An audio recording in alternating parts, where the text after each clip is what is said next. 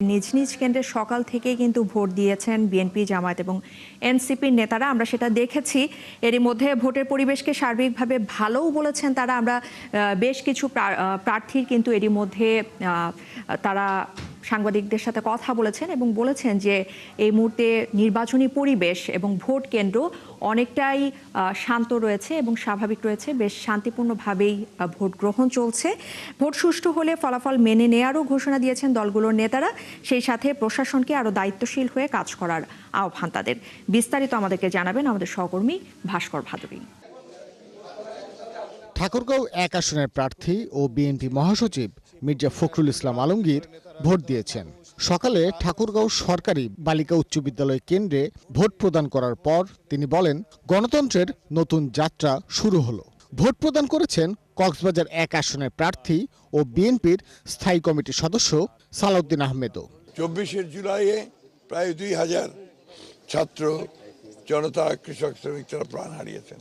এত আত্মত্যাগের পরে আজকে এই নির্বাচন, আশা করছি যে এই নির্বাচন সুষ্ঠু, অবাধ এবং নিরপেক্ষ হবে এবং শান্তিপূর্ণভাবে হবে। সকলের অংশগ্রহণের মধ্য দিয়ে আমাদের প্রত্যাশা এই নির্বাচন বাংলাদেশের জন্য একটা নতুন অধ্যায় শুরু করবে। আগামী দিনের সংসদ হবে সত্যিকার অর্থেই জাতির সমস্ত বিষয়গুলো আলোচনার কেন্দ্রবিন্দু।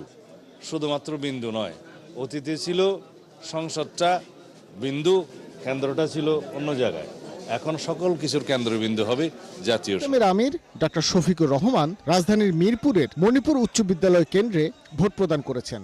সকাল 8:30টায় তিনি ভোট দেন। জামাতে ইসলামের সেক্রেটারি জেনারেল মিয়া গোলাম পরওয়ার খুলনার ফুলতলা উপজেলার ৮ নম্বর পশ্চিম শিরোমণি সরকারি প্রাথমিক বিদ্যালয় কেন্দ্রে ভোট প্রদান করেছেন।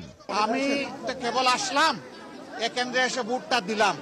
এখন বাকি কেন্দ্রগুলো দেখব, সারা দেশের খবর নেব। আমরা ছোটখাটো কোনো বিষয় হলে অবশ্যই এগুলাকে ইগনোর করব, কিন্তু বড় কোনো বিষয় হলে আমরা ছাড় দিব না এবং আমাদের যা করা প্রয়োজন তাই করব। কারণ মানুষের ভোটের অধিকার হারিয়ে যাক, এটা আমরা কোনোভাবেই চাই না। এনসিপি আহ্বায়ক নাহিদ ইসলাম ভোট প্রদান করেন ঢাকা ১১ আসনে। তিনি বলেন, ভোট সুষ্ঠু হলে ফল মেনে নেবেন। কুমিল্লাতে হাসনাত আব্দুল্লাহ, রংপুরে আক্তার হোসেন নির্বাচনের দিন ভোট প্রদান করেছেন। ইনশাআল্লাহ আমরা জনরায় যেটাই হবে সেটাকে আমরা মেনে নিব। আমরা জয়ের ব্যাপারে আত্মবিশ্বাসী, তবে জয় পরাজয়ের থেকে গুরুত্বপূর্ণ হচ্ছে আমাদের কাছে সুষ্ঠু নির্বাচন, জনগণ যাতে তাদের ভোটাধিকার প্রয়োগ করতে পারে, এটাই আমরা নিশ্চিত করতে চাই আজকের দিন। কোনো সহিংসতা, শঙ্কা এগুলা মুক্ত থাকতেই চাই। ভোট একটা উৎসবের হবে, ভোট তো ভয়ের না। মানুষ তার ভোটাধিকার প্রয়োগ করবে, যার যাকে ইচ্ছা থাকে, যাকে পছন্দ তাকেই ভোট দিবে। আগামী নির্বাচিত সরকার জুলাই অভ্যুত্থানের আকাঙ্ক্ষা মাথায় রেখেই ঐক্যবদ্ধ হয়ে দেশ গঠনে কাজ করবে বলে আশা প্রকাশ করেছেন রাজনীতিবিদরা।